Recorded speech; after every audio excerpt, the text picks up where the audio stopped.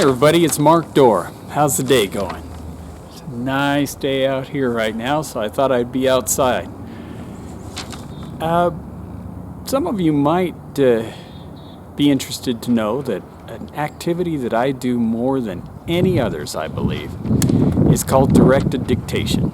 If you're not familiar with it, it's a very flexible activity that helps with listening, with grammar, with writing, and I use it very often in classes several times a week, depending on if it's appropriate and useful. You can adjust it to the level, and you can adjust it to the content. I've done this with academic intensive English program classes. I've done this with English for law. I've done this with English for diplomacy.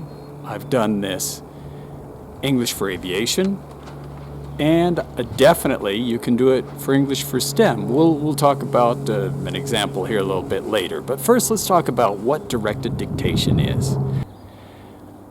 When I first talk to people about directed dictation, sometimes they're a little wary, they're a little uncertain about how that'll work and if they can trust their students. Well, it's a student-centered classroom. Learning to trust your students and giving them that respect and that responsibility is a good thing. Plus, as you'll point out to them, there's no point in cheating because I never grade directed dictations. I only gather them, note that they're done, and point out sometimes how they can improve them.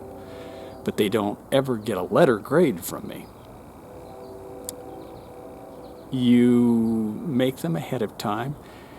You can do it several ways. You can make them ahead of time, where you actually put the words beneath each line, and the students cover up each line.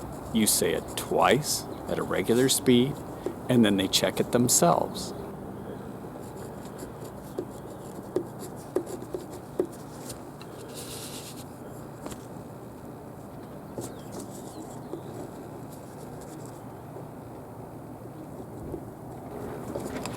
You can also do it with an overhead, with a smartboard, with some kind of a projector where you show it if it's easier or if you're not sure your students can handle that.